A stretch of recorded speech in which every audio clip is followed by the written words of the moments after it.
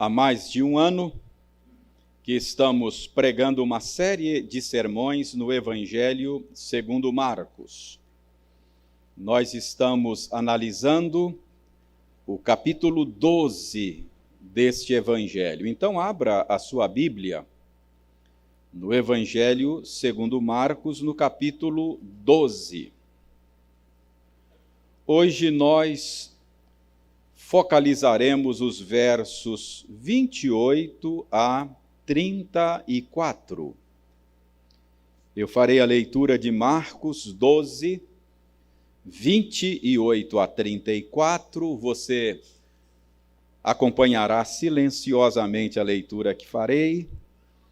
E depois eu sugiro que você mantenha a sua Bíblia aberta aí em Marcos 12, 28 a 34. Ouça a leitura com atenção, com alegria, com interesse, com fé, porque é a leitura da palavra de Deus. Diz o seguinte, Marcos 12, 28 a 34. Chegando um dos escribas, tendo ouvido a discussão entre eles, vendo como Jesus lhes houvera respondido bem, perguntou-lhe: qual é o principal de todos os mandamentos? Respondeu Jesus: o principal é: ouve, ó Israel, o Senhor nosso Deus é o único Senhor. Amará, pois, o Senhor teu Deus de todo o teu coração, de toda a tua alma, de todo o teu entendimento e de toda a tua força. O segundo é: amarás o teu próximo como a ti mesmo. Não há outro mandamento maior do que estes. Disse-lhe o escriba: muito bem, mestre, e com verdade disseste que ele é o único, e não há outro senão ele, e que amar a Deus de todo o coração, de todo o entendimento e de toda a força, e amar ao próximo como a si mesmo, excede a todos os holocaustos e sacrifícios. Vendo Jesus que ele havia respondido sabiamente, declarou-lhe: não estás longe do reino de Deus. E já ninguém mais ousava interrogá-lo. Irmãos, vamos orar mais uma vez, pedindo ao Senhor a bênção do correto entendimento desta passagem.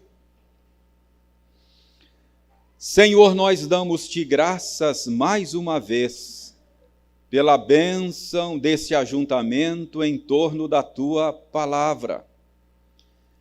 Pedimos-te que tu trabalhes em todos nós, que tu trabalhes naquele que fala e naqueles que ouvem, de tal maneira que a tua própria voz se faça ouvir nesta noite.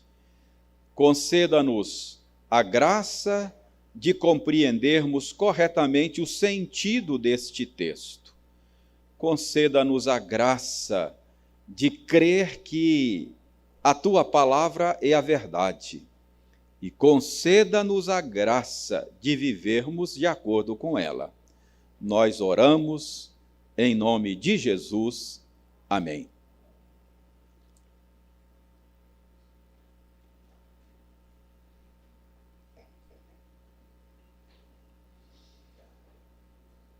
Depois de enfrentar um grupo composto dos principais sacerdotes, escribas e anciãos que o questionaram a respeito da sua autoridade, depois de enfrentar uma comitiva de fariseus e herodianos que levantaram a questão da legitimidade do governo civil, depois de um embate com os saduceus, quando levantaram a questão da ressurreição dos mortos, Jesus agora se encontra com um escriba e conversa com ele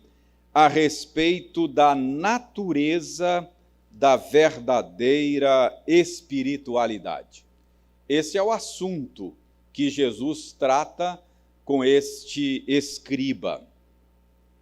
Qual é a natureza da verdadeira espiritualidade? Este será o nosso assunto hoje. Desta vez, o tom do encontro parece ser diferente dos encontros anteriores. Veja aí o verso 28. O verso 28 diz: chegando um dos escribas. Então, desta feita, Jesus é procurado por um único homem, apenas um homem. Isto parece sugerir que desta vez não se tratava de um conluio, desta vez não se tratava de um conchavo para apanhar Jesus. Desta vez parece não se tratar de uma conspiração contra o Senhor. É bem verdade que o texto paralelo de Mateus narra este episódio também, e Mateus diz que antes desse encontro de Jesus com este homem, houve uma reunião dos fariseus. Muito provavelmente esse escriba era um dos fariseus. Então houve uma reunião antes. É bem provável que este homem tenha sido enviado por um grupo. Além disto, Mateus diz também que este escriba experimentava Jesus. Mateus diz isso com todas as letras. Mas o restante da conversa de Jesus com este homem deixa indícios de que parece que havia alguma sinceridade no coração deste homem. Primeiro, porque Jesus responde à pergunta que ele fez.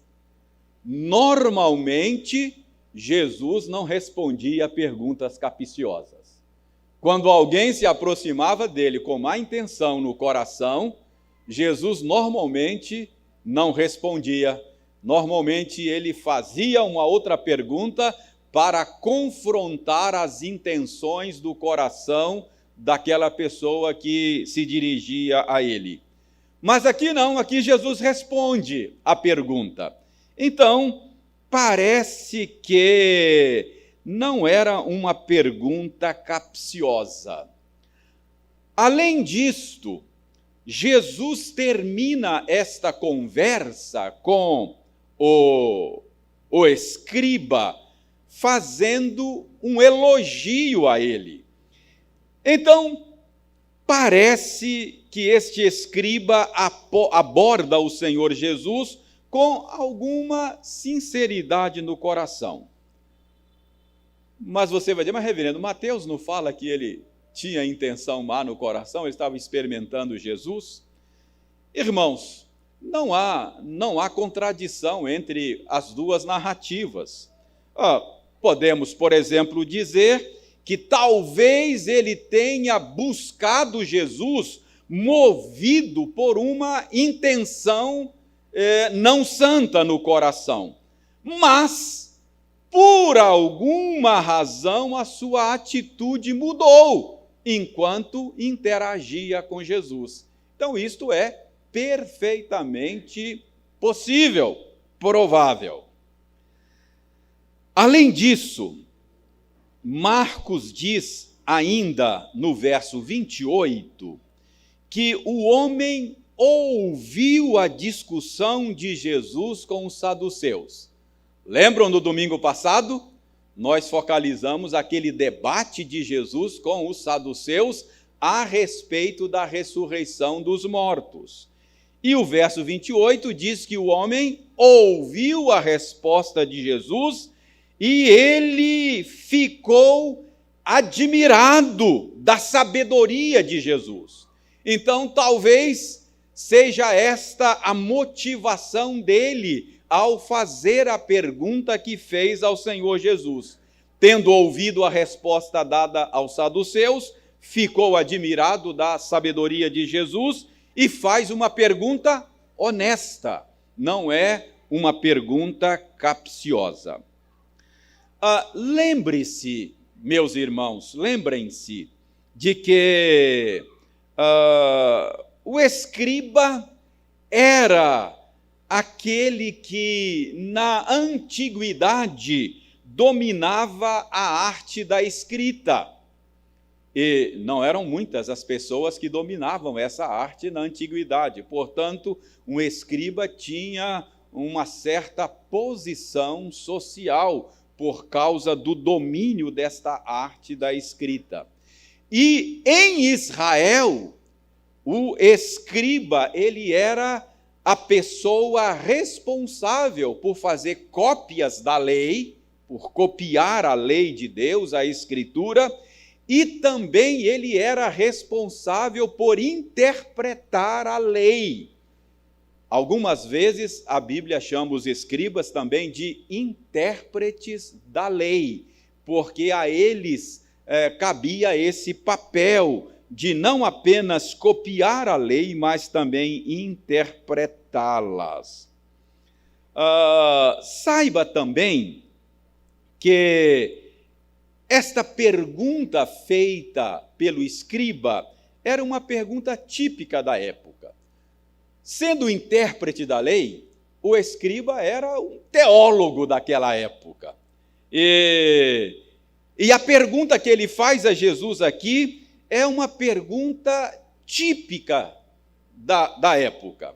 Ao interpretar a lei de Deus, os escribas acabaram introduzindo um punhado de regras, acabaram acrescentando um punhado de normas, de mandamentos à lei de Deus, de tal maneira que o judaísmo dos dias de Jesus era um judaísmo bastante deformado e diferente daquela religião dada por Deus por meio de Moisés. E eram muitos acréscimos. Jesus era crítico desses acréscimos. Era o que Jesus chamava de tradição dos homens.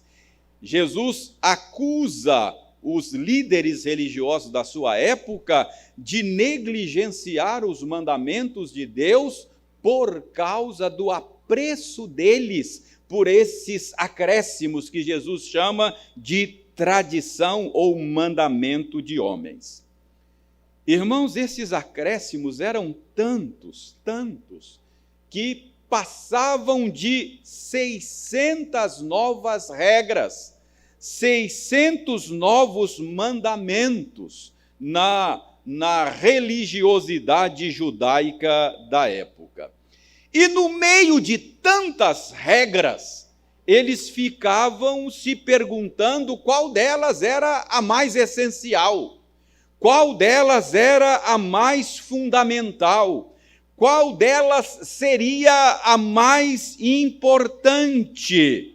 No meio de uma quantidade enorme de ritos que tinham que serem cumpridos pelos fiéis, no meio de tantas regras, eles ficavam se perguntando sobre aquela que é essencial, que é fundamental para a verdadeira espiritualidade.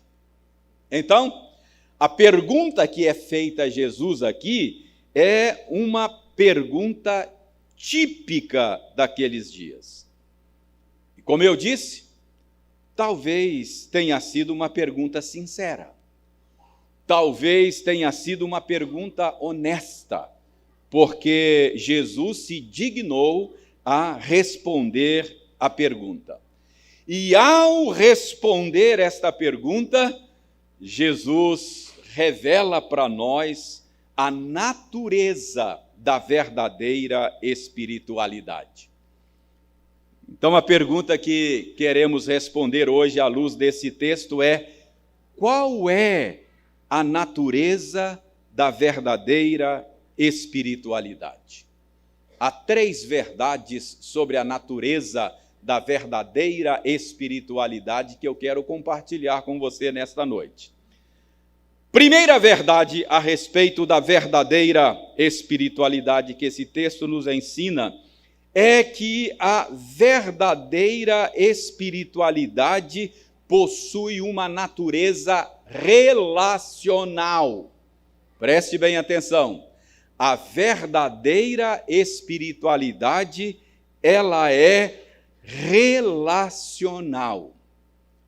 Irmãos, a verdadeira espiritualidade, segundo Jesus, nesta passagem, consiste num correto relacionamento com Deus. A essência da verdadeira espiritualidade é estar em um correto relacionamento com Deus. E qual é o correto relacionamento com Deus? Jesus Cristo diz que é amar a Deus sobre todas as coisas.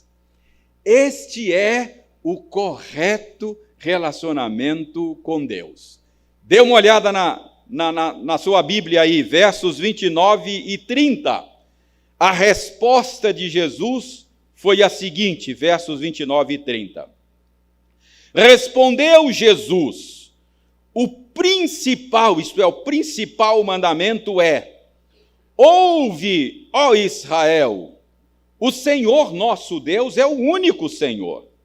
Amarás, pois, o Senhor teu Deus de todo o teu coração, de toda a tua alma, de todo o teu entendimento e de toda a tua força.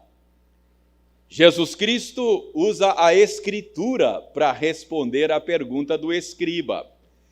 Ele usa aí o texto de Deuteronômio, capítulo 6, versos 4 e 5.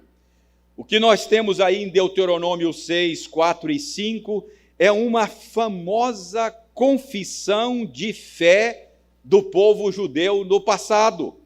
É uma confissão de fé que todo judeu piedoso tinha que recitar todos os dias, de manhã e à noite. Esta confissão de fé dos judeus ficou conhecida como Shema. Este é o Shema. Shema é a primeira palavra hebraica dessa confissão. Shema é ouve. Ouve, ó Israel. Por isso essa confissão é chamada de Shema.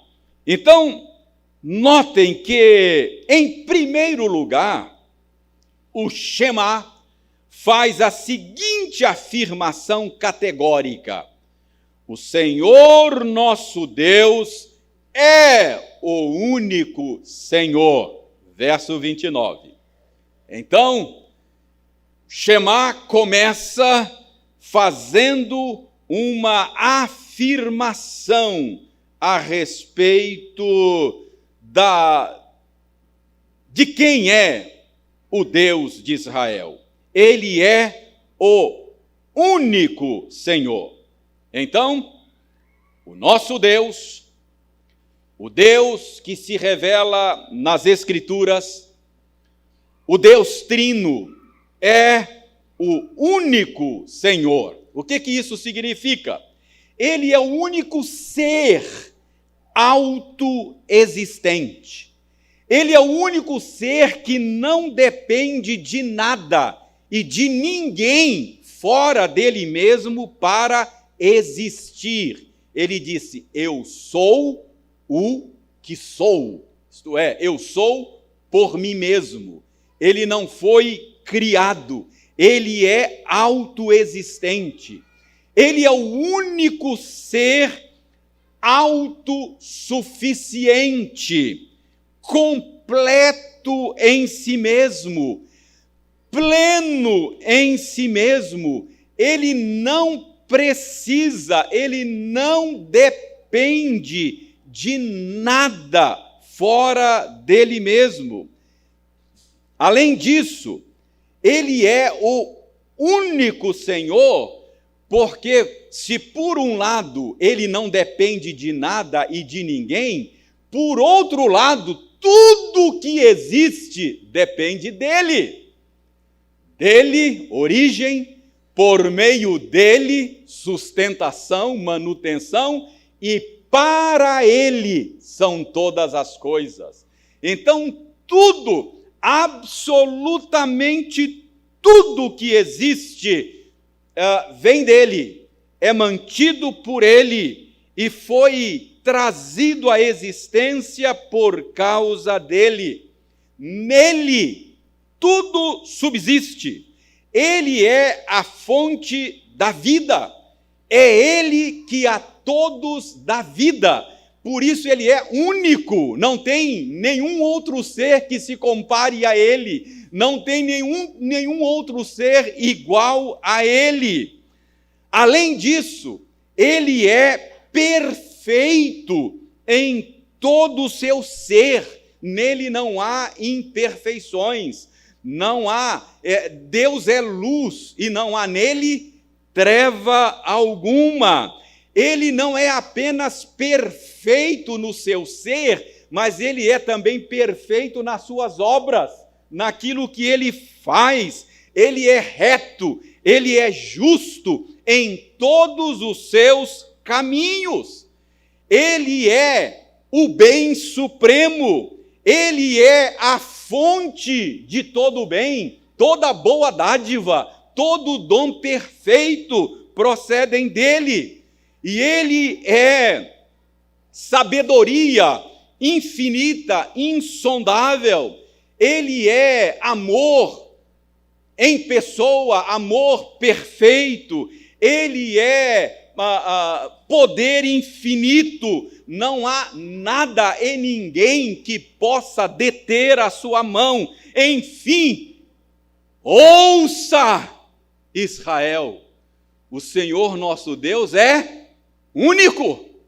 Não há quem se compare. Ele é único, ele é o único Senhor. Então, o Shema faz essa afirmação a respeito de quem é Deus. Verso 29.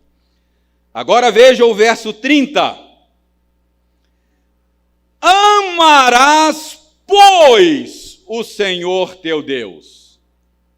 Pois, eu quero frisar a conjunção. É uma conjunção conclusiva. Então, o verso 30 é uma conclusão do verso 29. No verso 29 foi dito, ele é único, incomparável. Não há nada e ninguém que se compare a ele. Portanto, qual é a conclusão? Ele deve ser o objeto do meu maior amor. Portanto, verso 30, amarás o Senhor teu Deus de todo o teu coração, de toda a tua alma, de todo o entendimento, de toda a tua força. A lógica é a seguinte: sendo Deus quem Ele é, você deve amá-lo acima de todas as coisas. Você deve amá-lo de todo o seu coração. Você deve amá-lo de toda a sua alma, de todo o seu entendimento, de toda a sua força. Sendo Deus em si mesmo o ser incomparável, mais incomparável que há, ele precisa ser o seu maior bem. Ele precisa ser o seu maior tesouro. A prioridade das prioridades na sua vida. Tudo, absolutamente tudo na sua vida tem que girar em torno dele. Faça um exercício mental agora. Pense nas pessoas que você ama. Pense aí um pouquinho, faça um exercício mental. Traga à mente, à memória, as pessoas que você ama. Pense agora naquelas que você ama muito, muito mesmo. Pense. Aquelas que você tem um grande medo de perdê-las. Pense aí. Pense naquelas pessoas que só de pensar em perder o seu coração dispara. Pense aí. Talvez seja o seu cônjuge, não sei. Talvez sejam seus pais, não sei. Talvez sejam seus filhos. Talvez sejam seus netos, não sei. Pense no quanto estas pessoas são importantes para você. Pense no quanto elas são valiosas para você. Pensou? Agora eu vou dizer uma coisa para você. Nenhuma dessas pessoas, nenhuma delas, nem de longe, podem ser comparadas ao que Deus é. Nenhuma delas é tesouro maior do que o próprio Deus. Por isso, nenhuma delas deve ocupar o lugar mais central da sua vida. Deus, somente Deus, deve ser a prioridade das prioridades. Somente Deus deve estar no topo da sua lista de prioridades. Você deve desejar a Deus mais do que tudo. Como diz o salmista, mais do que os guardas pelo romper da manhã. Ele deve ser para você o ser mais valioso do que a sua própria vida. Como diz o salmista, a graça dele é melhor do que a vida. Então, irmãos, Jesus está ensinando ao escriba, e a nós também, com a sua resposta, que a verdadeira espiritualidade consiste num relacionamento correto com Deus. E qual é o único relacionamento correto com Deus? Amar a Deus acima de todas as coisas. Nada menos do que isso. Amar a Deus acima de todas as coisas. Agora vejam aí o verso 33.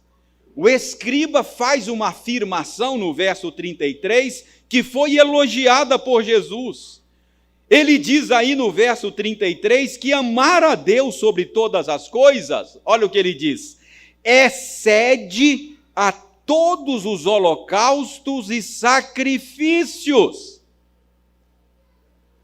Muitos dos religiosos contemporâneos de Jesus entendiam que a verdadeira espiritualidade, ela consistia no cumprimento de certos ritos religiosos. Mas este escriba aqui está na contramão dos seus contemporâneos. Ele teve o entendimento correto da coisa, e é por isso que Jesus o elogiou.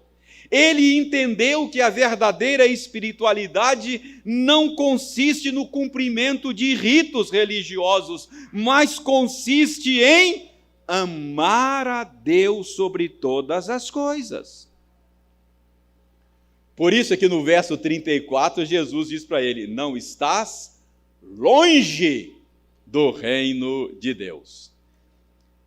Então, a verdadeira espiritualidade, preste atenção, não consiste no cumprimento de ritos religiosos, não consiste no cumprimento de normas religiosas, mas a verdadeira espiritualidade consiste em estar num correto relacionamento com Deus. A verdadeira espiritualidade, ela é relacional e não ritualística. Eu não estou dizendo que ritos religiosos não têm o seu lugar. Tem. Daqui a pouco nós vamos praticar um rito religioso aqui que Jesus mandou. É um ritual que a gente faz, a Santa Ceia. O rito religioso tem o seu lugar.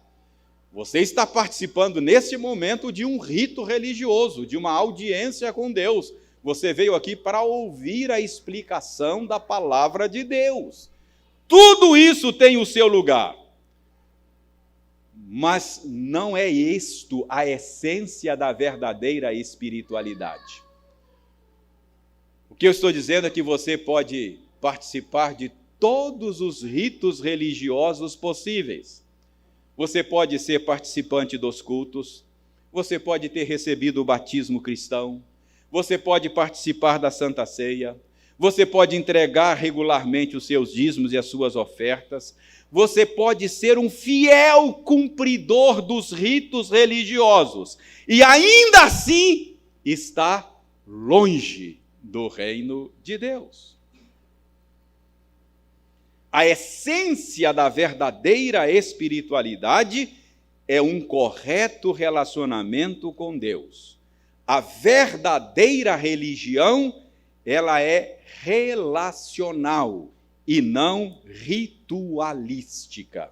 Essa é a primeira verdade sobre a verdadeira espiritualidade. Segunda verdade sobre a verdadeira espiritualidade que esse texto nos ensina é que a verdadeira espiritualidade, ela é bidimensional. A verdadeira espiritualidade, ela tem tanto uma dimensão vertical quanto uma dimensão horizontal.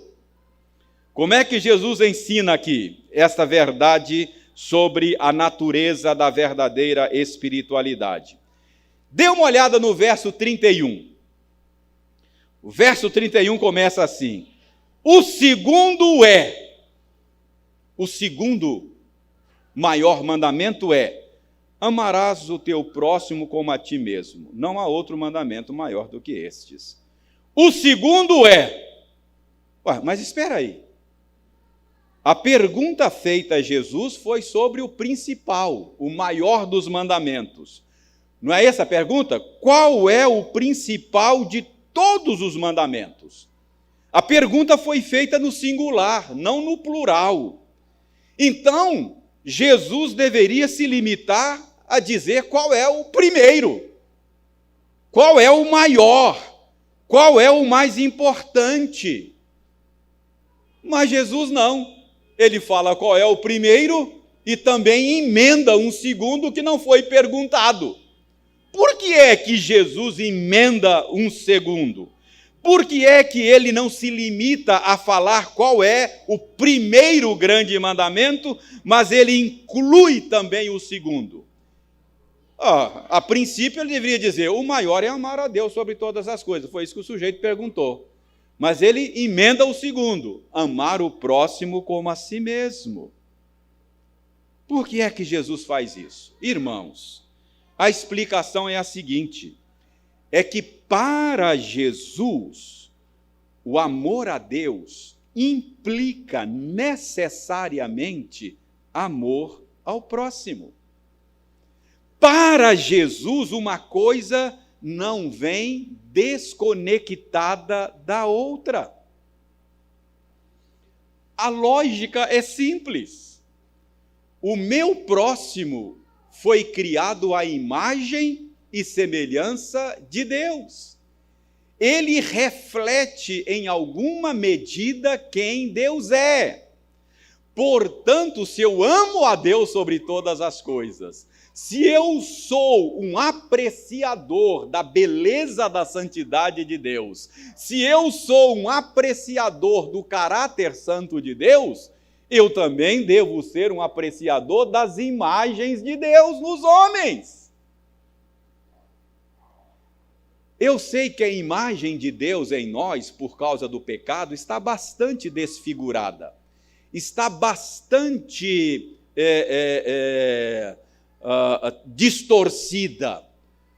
Mas mesmo o homem decaído, mesmo o homem pecador, mesmo o homem ímpio, ele ainda traz consigo traços da imagem de Deus. E, portanto, ele tem uma dignidade inerente. Ele é digno, merecedor do nosso amor, por ser imagem de Deus. Então, para Jesus, uma coisa não vem sem a outra. Quem ama a Deus sobre todas as coisas, naturalmente amará o seu semelhante, amará o próximo. Esta é a lógica. E a Bíblia, ela é muito crítica da desconexão entre essas duas coisas. Quando alguém desconecta do amor a Deus, do amor ao próximo, a Bíblia é bastante crítica. Lembra que Tiago diz, irmãos, que incoerência, a mesma boca bendiz a Deus e depois maldiz o ser humano criado à imagem de Deus. Então, a Bíblia critica quando nós desconectamos essas duas coisas. Não é isso que João diz? João diz, aquele que diz que ama a Deus e odeia o seu irmão é mentiroso. Então, a Bíblia não aceita essa desconexão. Não pode haver essa desconexão. Amar a Deus sobre todas as coisas implica necessariamente em amar o próximo. Então, a verdadeira espiritualidade para Jesus, ela é bidimensional. Ela tem uma dimensão vertical, amor a Deus sobre todas as coisas, e uma dimensão horizontal, amor ao próximo, como a nós mesmos. Primeira verdade, qual é a natureza da verdadeira espiritualidade? Ela é relacional e não ritualística. Você pode cumprir todos os ritos, mas se não tiver um relacionamento correto com Deus, a sua espiritualidade é furada. Segunda verdade sobre a natureza da verdadeira espiritualidade, ela é bidimensional. Ela tem uma dimensão vertical e tem uma dimensão horizontal. Se você acha que pode andar com Deus e desprezar o seu próximo e o seu irmão, a sua espiritualidade é furada. Não tem nada que façamos contra o próximo que não seja feito também contra Deus. Então, as duas coisas andam juntas. Finalmente, esta passagem ensina que a verdadeira espiritualidade, ela é reativa. O que é isso? Ela é iniciada e mantida por Deus e não por nós. Na verdadeira espiritualidade, você está reagindo. A iniciativa não é sua, ela é reativa. Você vai dizer, reverendo, onde é que está isso aqui no texto? Todo o texto da Escritura, ele precisa ser interpretado à luz do ensino geral da Escritura. E qual é o ensino geral da Escritura a respeito da nossa condição em relação a Deus? A Escritura ensina claramente que por causa da queda, o ser humano encontra-se numa condição de oposição a Deus, o seu Criador. A Bíblia diz que o pendor da carne, a tendência da natureza humana decaída é inimizade contra Deus. A Bíblia ensina com todas as letras que há uma indisposição na natureza humana contra Deus. Paulo diz que não há quem busque a Deus. Então, irmãos, isso significa que nenhum ser humano poderia por si mesmo amar a Deus como convém. Nenhum ser humano poderia se colocar por si mesmo numa correta relação com Deus. Portanto, amar a Deus sobre todas as coisas e amar o próximo como a nós mesmos é simplesmente uma tarefa impossível para todo ser humano. A Bíblia diz que nós amamos porque Ele nos amou primeiro. A menos que Deus tome a iniciativa e mude o seu coração, você jamais pode começar a amar a Deus como convém e amar o próximo como convém. Então, a verdadeira espiritualidade, ela é reativa, não é iniciativa sua. A verdadeira espiritualidade é você reagir o tempo todo ao que Deus está fazendo. A iniciativa é dele. É ele quem toma a iniciativa.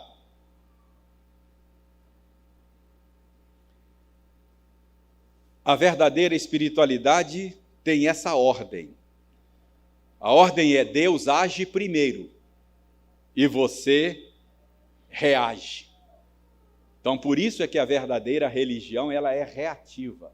Não é você que começa a relação. Você não começa nenhuma relação. Deus é que toma a iniciativa. É Deus que começa a relação. Irmãos, entender esta ordem é muito importante. Por exemplo, há quem diga assim, olha, se você, para você amar o próximo como a você mesmo, você precisa se amar, sabe? Você tem que se amar. A lógica é essa. Para você amar o próximo como a você mesmo, então você tem que se amar. O amor próprio é a causa do amor ao próximo. Balela, falácia. Em nenhum lugar a Bíblia manda você amar a si mesmo. Em nenhum lugar. Não precisa. Eu preciso mandar você respirar? Não precisa. Você já faz isso naturalmente. Todos nós somos egocêntricos. Todos nós somos autocentrados. Todos nós buscamos o nosso próprio interesse. Se você colocar a sua mão no fogo e a minha mão no fogo, a hora que começar a queimar, qual que você tira primeiro? A sua, não é verdade? Eu também, tiro a minha. É assim que a gente funciona, não precisa mandar você amar a você mesmo. Não precisa, a Bíblia não manda, a Bíblia manda você negar a si mesmo, isso ela manda. Isso não é natural. Aí tem que mandar, porque você não faz naturalmente isso. Sempre que a Bíblia manda é porque você não faz naturalmente. Então é uma balela que você tem que amar você mesmo para depois amar. O que é isso? O amor ao próximo não é resultante do amor próprio. O amor ao próximo é resultante do amor de Deus por você. Você está reagindo. Quanto mais você compreender o amor de Deus por você, quanto mais você entender como é que Deus amou você, mais disposto, mais habilitado você estará a amar a Deus e o próximo. Então, o amor a Deus e o amor ao próximo é reativo, você está reagindo. Você só ama porque Ele amou você primeiro. Então, o amor ao próximo não é resultado do amor próprio.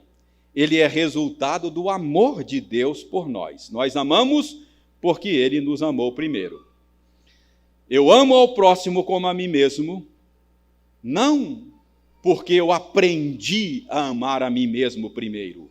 Eu amo ao próximo como a mim mesmo porque eu tenho entendido o amor de Deus por mim.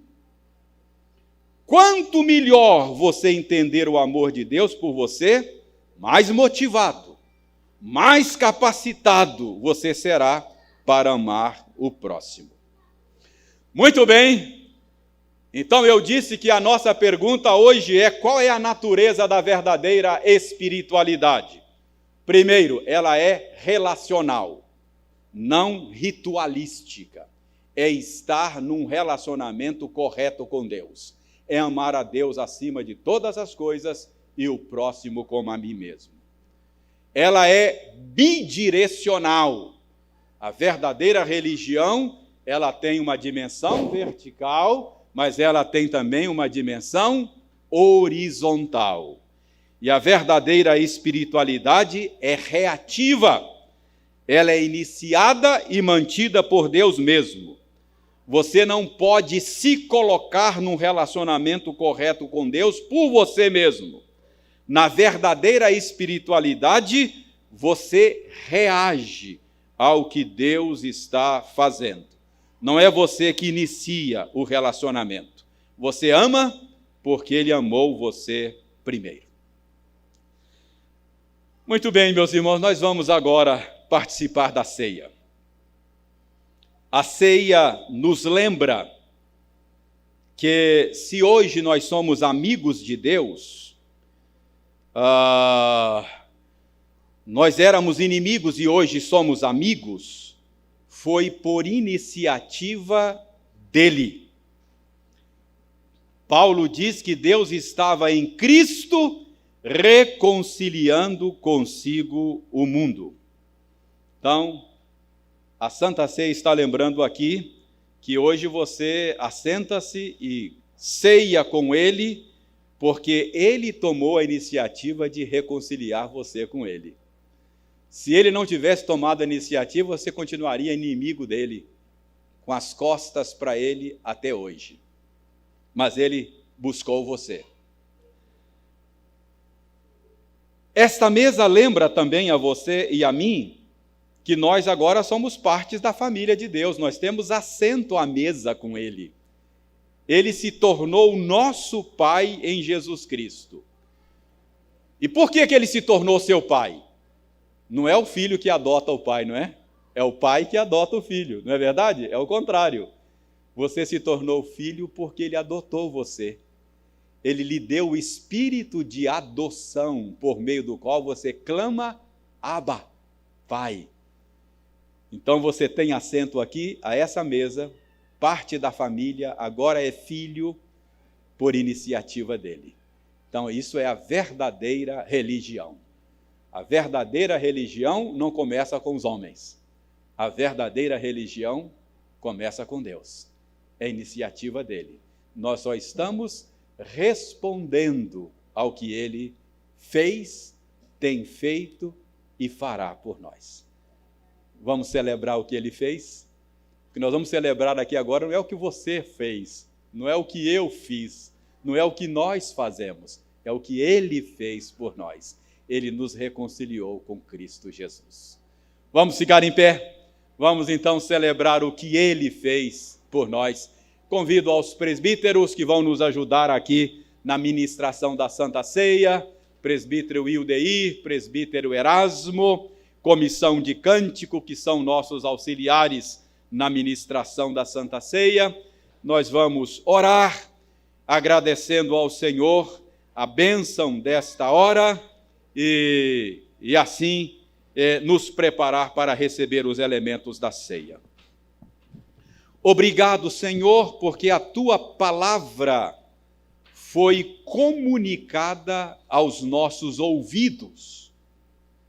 E agora a Tua palavra será comunicada aos nossos olhos e ao nosso tato e ao nosso paladar.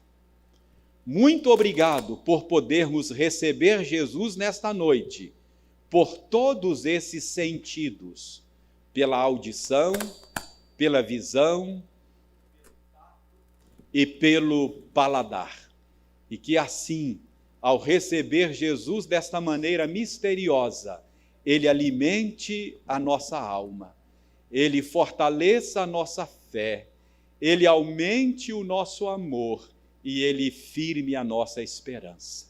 Nós oramos agradecidos, em nome dele, Jesus, o pão da vida. Amém.